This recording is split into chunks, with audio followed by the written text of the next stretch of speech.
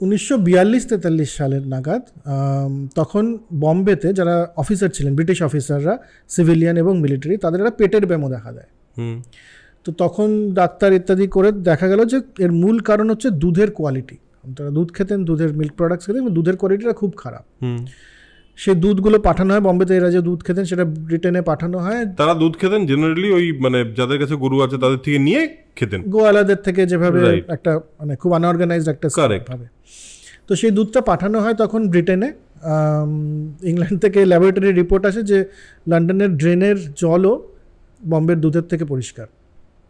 তো সেই কারণে এবার দুধ, ভালো কোয়ালিটির দুধ বম্বেতে পৌঁছতে হবে, এই প্রয়োজনীয়তাটা দেখা দেয়। এবং সেখান থেকে বম্বেতে প্রথম মিল্ক কমিশনার তৈরি হয়। আচ্ছা, এবার মিল্ক কমিশনার তারা হচ্ছে বম্বের দুধের কোয়ালিটি এবং সাপ্লাইটা তারা দেখবেন, কোথায় পাওয়া যাবে দুধ। তখন দেখা গেল যে গুজরাটে আনন্দ, তখন খেরা নাম ছিল, খেরা বলে একটা, খেরা মানে তো সত্যাগ্রহ যেখান থেকে শুরু হয়েছিল, হ্যাঁ সেই খেরা, মানে যেটার খুব কাছে সর্দার বল্লভভাই পটেলের জন্মভূমি এবং কর্মভূমি। তো সেই খেরা ডিস্ট্রিক্টে দুধের প্রচুর আছে, মানে ওখানে একটা ডেয়ারি আছে পলসন ডেয়ারি বলে, এবং সেখানে ফার্মাররা দুধ উৎপাদন করেন। তো সেখান থেকে তখন দুধ নেওয়া শুরু হলো পলসন ডেয়ারি থেকে। পলসন ডেয়ারি একজন পার্সি ভদ্রলোক, পেস্টনজি নাম, এডুলজি পেস্টনজি, ওনার তৈরি করা। কিন্তু তিনি খুব নিজে সেভাবে লেখাপড়া শেখেননি, কিন্তু খুব মানে শ্রুড, একদম খুব ক্ষুরোধার একজন বিজনেসম্যান। উনি মানে নামটা রেখেছেন পলসন, শুনে মনে হবে নিউজিল্যান্ড থেকে আসছে বোধ হয়, আসলে ওটা তৈরি হচ্ছে খেড়াতে। তো সেখান থেকে দুধ নেওয়া শুরু হলো। যেহেতু বম্বে পুরোপুরি পেস্টনজির এবং পলসনের দুধের উপর ডিপেন্ডেন্ট, তারা একটা মনোপলি তৈরি হয়ে গেল। মানে সেই সময় কন্ট্রোল তো হয়ে গেল, যে কোয়ালিটি কন্ট্রোল হয়ে গেল, যে কোয়ালিটিটা ঠিকঠাক, এবং তার একটা মনোপলি তৈরি হলো। এবার পেস্টনজি, তাহলে যে ওনার মনোপলি হতো, উনি দামটা নিজে ঠিক করতেন দুধের, কিন্তু ফার্মারদের কাছে সেই দামটা পৌঁছতো না। আচ্ছা, তো এবার ফার্মাররা, মানে দুধের উৎপাদক যারা আর কি, সেই কৃষকরা, চাষিরা মিলে বল্লভভাই পটেলের কাছে গেলেন। তাদের নেতা ছিলেন ত্রিভুবন দাস পটেল বলে একজন। তিনি বললেন যে এই অবস্থা, এবার আমরা কী করব। বল্লভভাই পটেল তখন বলেন তোমাদের একটা কোঅপারেটিভ বা সহকারী সমিতি আমরা যেটাকে বলি, সেটা বানানো দরকার, তাহলেই তোমাদের ভয়েসটা, মানে তোমাদের কথাটা পৌঁছবে। সেটা তৈরি হলো, তাতেও কিন্তু সুরাহা হলো না। তখন বল্লভভাই পটেলের কাছে আবার গেলেন। বল্লভভাই পটেল বললেন যে এভাবে হবে না, তোমাদের নিজস্ব ডেয়ারি হতে হবে, ফার্মারদের নিজস্ব ডেয়ারি কোঅপারেটিভের মাধ্যমে হতে হবে, যে পেস্টনজিকে এড়িয়ে তোমরা বম্বেতে দুধ পাঠাও। সেটা তো তখন মনোপলি, মানে আইন করে করা হয়েছে যে বম্বেতে পেস্টনজি ছাড়া আর কারো দুধ যাবে না, পলসন ছাড়া দুধ যাবে না। তো এবার একটা 14 দিনের বা 15 দিনের একটা কৃষক আন্দোলন শুরু হয়। সমস্ত দুধ উৎপাদকরা বলেন যে আমরা দুধ বিক্রি করবো না পলসনকে, যদি আমাদেরকে এই পারমিশনটা না দেওয়া হয় যে আমরা ডেয়ারি থেকে ডাইরেক্ট করব। বম্বের মিল্ক কমিশনার আসেন এবং বলেন যে আচ্ছা, মানে এরা তো চাষি, এরা না বলতে পারে ইংরেজি, আর না আছে এদের পড়াশোনা, এরা কি আর কোঅপারেটিভ চালাবে। এদেরকে প্রথমে একটু মানে দর কষাকষি হয়। তখন চাষিরা ত্রিভুবন দাস পটেলের নেতৃত্বে বলেন যে আমরা ওনার সামনে কয়েক ক্যান দুধ ফেলে দেন, বলে আমরা পুরো খেতে দুধের বন্যা করে দেবো, তবু আমরা পেস্টনজিকে দুধ বিক্রি করবো না। আচ্ছা, এরকম একটা স্টেটমেন্ট। তখন বলে আচ্ছা ঠিক আছে, নিমরাজি হয়ে তখন এটা রাজি করে। তো একটা ছোট একটা ডেয়ারির মধ্যে তখন এই সহকার, মানে আমুলের শুরু 200 লিটারের মতন দুধ তারা উৎপাদন করতে পারছে। মানে এটা কি ওই 43-44 মধ্যে, 44, 45, 46 একটা আছে, মানে পলসনই মূল সাপ্লাইটা করছে, কিন্তু ডেয়ারির কিছু কৃষক আছেন, তারা মিলে ওই ডেয়ারিটা চালাচ্ছেন ত্রিভুবন দাস পটেলের নেতৃত্বে। বেশ, এই হচ্ছে আমুলের শুরুর দিকের ইতিহাস। এমত অবস্থায় ডক্টর কুরিয়েন গিয়ে পড়েন আনন্দে। একটা ভুল ধারণা আছে যিনি আমুলে গিয়ে জয়েন করেছিলেন, একদম না। ডক্টর কুরিয়েনের ইতিহাসটা আবার অন্যরকম।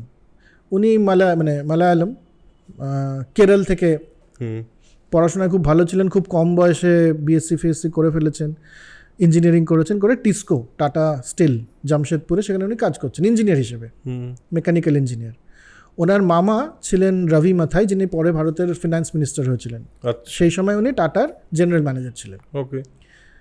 তো সেই কারণে এই যে একটা মানে সবার মধ্যে ছিল যে হচ্ছে একজন অ্যাপ্রেন্টিস ইঞ্জিনিয়ার, এর মামা হচ্ছে টাটার জেনারেল ম্যানেজার, এর তো প্রমোশন হবেই, এরকম একটা তৈরি হয়, গুঞ্জন শুরু হয়। এটা কুরিয়েনের ভালো লাগে না, আমি যদি নিজের যোগ্যতাতেও উপরে উঠি তাও লোকে বলবে আমি জেনারেল ম্যানেজারের ভাগ্নে বলে আমার এটা হচ্ছে। কারেক্ট, হ্যাঁ।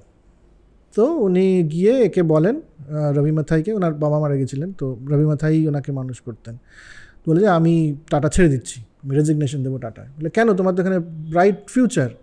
বলে না, তোমার ছত্রছায়া থেকে আমি এই কথাটা শুনতে পারবো না যে তোমার জন্য আমার উন্নতি হয়েছে। মানে লুক অ্যাট দ্য ইন্টিগ্রিটি, হ্যাঁ, অ্যান্ড কনফিডেন্স। তোমরা, আমি একটা স্কলারশিপ নিয়ে বাইরে পড়তে যাব। একটা স্কলারশিপ পান উনি, পড়ে উনি মিশিগান স্টেট ইউনিভার্সিটিতে পড়তে যান, নিউক্লিয়ার ফিজিক্স এবং মেটালার্জি পড়তে উনি যান। মেটালার্জি মানে মেটালস, অ্যালয় যেভাবে বানানো হয় মেটালস, এটা নিয়ে উনি পড়তে যান। কিন্তু যেহেতু ওনার স্কলারশিপটাতে একটা ডেয়ারির পার্ট ছিল ছোটো, উনি কিছু ডেয়ারির কোর্স নেন, ফিরে আসেন 48 মতো এরকম সময়। তখন ওকে সরকার থেকে পাঠিয়ে দেয় আনন্দে। একটা গভর্নমেন্টের একটা রিসার্চ অর্গানাইজেশন ছিল, ডেয়ারি রিসার্চ অর্গানাইজেশন, তার সাথে কোনো সম্পর্ক নেই আমুলের। কিন্তু ও যে পড়াশোনাটা করে এসছে তার মধ্যে তো ডেয়ারি ছিল না। কিন্তু যেহেতু ওর স্কলারশিপটাতে ওকে লিখে দিয়েছিল যে তোমাকে ডেয়ারি নিয়ে পড়তে হবে, ও কিছু কোর্স নিয়েছিল ওখানে ডেয়ারির, সেজন্য এসে চলে যায়। আমুল একদম ডক্টর কুরিয়ানের ইচ্ছেই ছিল না। মানে আমি কোনোদিনও জীবনে গরুই দেখিনি। শহুরে মানুষ, ত্রিচুরে মানুষ হয়েছেন, হ্যাঁ, একদম নিউ ইয়র্কের মতন, তখন হ্যাট পরে এরকম একটা পুরো আমেরিকান লোক, পুরো মানে ব্রিটিশ ইনফ্লুয়েন্সটা একদম মানে ডিরেক্টলি দেয়ার। উনি আমেরিকান আর কি, উনি গুজরাটি বলতে পারেন না, ইংরেজি বলেন, হিন্দিও বলতে পারেন না, পুরো একদম একটা আরবান লোক। সে আনন্দে গিয়ে পড়েছে। মানে এত খারাপ লাগতো না আনন্দ শহরটাকে যে উনি উইকেন্ডে চলে যেতেন বম্বেতে, 2 দিন হোটেলে থেকে আসবেন বলে। মানে ওটা তো তখনও শহরই হয়নি, গ্রাম মতন একটা খেড়া গ্রাম। তো সেই গভর্নমেন্ট, ওখানে কিচ্ছু কাজ হচ্ছে না, উনি বাড়ি পাননি। এটা খুব ইম্পর্টেন্ট, একটা যদি ছবি পাওয়া যায় কোথাও তাহলে পরে দেখালে ভালো হয়। উনি একটা গ্যারেজে থাকতে শুরু করেন, কারণ প্রথমত উনি মালায়ালি, নন ভেজিটেরিয়ান খান গুজরাতে, এবং ব্যাচেলার। হ্যাঁ, তো ওনাকে কেউ বাড়ি দেয় না, উনি একটা গ্যারেজে থাকতে শুরু করেন, আচ্ছা, পুরোনো গ্যারেজে। তো যাই হোক, এভাবে যে সারাদিন ওভারঅলটা পড়েই থাকতেন, যে কোনো কাজ হচ্ছে না। এই সময় পাশেই হচ্ছে এই ছোটো ডেয়ারিটা, ত্রিভুবন দাস প্যাটেলের আমুল, মানে তখনও Kheda district cooperative milk union. তো ত্রিভুবন দাস সে বলেন যে তোমার তো এখানে কোনো কাজ নেই, গভর্নমেন্ট এখানে, আমাদের মেশিন একটু ঠিকঠাক করে দাও। তুমি ঠিকঠাক করে দেওয়ার চেষ্টা করেন। ওনার কোনো ভরসা নেই, নিজেই লিখেছেন ওনার আত্মজীবনীতে, আমার সেই সময় একদম বিশ্বাস ছিল না যে এটা কোনোদিনও কিছু হবে, কারণ 200 লিটার দুধ দিয়ে কি পলসেনের সাথে কিছু করা যাবে। এই হচ্ছে ওনার শুরু, মানে ত্রিভুবন দাস প্যাটেলের সাথে। তারপরে এত বীতশ্রদ্ধ উনি আনন্দের প্রতি, উনি রেজিগনেশন লেটার লিখতে শুরু করেন গভর্নমেন্ট অফ ইন্ডিয়াতে, যে আমাকে 350 টাকা করে যে মাইনে দিচ্ছ তোমরা, এটা পুরোটাই ওয়েস্ট হচ্ছে, কারণ আমি এখানে কোনো কাজ হয় না গভর্নমেন্ট রিসার্চ ইনস্টিটিউশনে, আর আমি এখানে এনজয় করছি না, আমার স্কলারশিপও কোনো কাজে আসছে না, আমি ছেড়ে দেবো, আমাকে ছেড়ে দাও। 8 মাস লেখার পরে না রেজিগনেশন কবুল হয়। যেদিন উনি ছেড়ে যাবেন টিকিট কাটা আছে, বিকেলের ট্রেন, সকালবেলা ত্রিভুবন দাস প্যাটেল এসে বলেন যে কুরিয়ান, শুনছি তুমি নাকি চলে যাবে। বলে হ্যাঁ, আমার তো এখানে কোনো কাজ নেই, আমার ভালো লাগছে না, আমি তো বলতামই, চলে যাচ্ছি।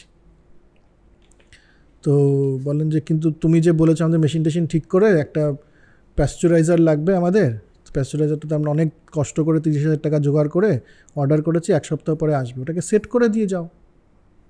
কে সেট করবে নইলে বলো? তো বলছে আচ্ছা ঠিক আছে, 2 মাস থেকে যাই, প্যাস্চুরাইজারটা আসুক, সেট করে দিয়ে বেরিয়ে যাব। এই প্রথম ওনার, এটা 2বার হয়েছে কুরিয়ানের জীবনে, যে উনি টিকিট কেটেছেন আনন্দ থেকে চলে যাবার জন্যে, কিন্তু ত্রিভুবন দাস প্যাটেল এসে ওনাকে বলছেন এই কাজটুকু করে দিয়ে চলে যাও, এই করে। এবং দ্যাট ইজ দ্য স্টার্ট। মানে সেখান থেকে শুরু করে এবার কুরিয়ানের নামে আনন্দকে চেনা হয়। আনন্দে গেলে পরে, যদি কারো সৌভাগ্য হয় আনন্দে যাওয়ার, ঢুকলেই মনে হবে যে এটা কুরিয়ান। প্রচুর বিদেশের মানুষ, এক্সপার্টস, তারা ওখানে একটা কুরিয়ান এনক্লেভ বলে একটা পাড়া আছে, যেখানে কুরিয়ানের বাড়ি ছিল। অনেক মানুষ ওখানে বাড়ি কিনেছেন শুধু আমাদের অ্যাড্রেসে কুরিয়ানের নাম থাকবে বলে। আচ্ছা, সো দ্যাট ইজ হিম।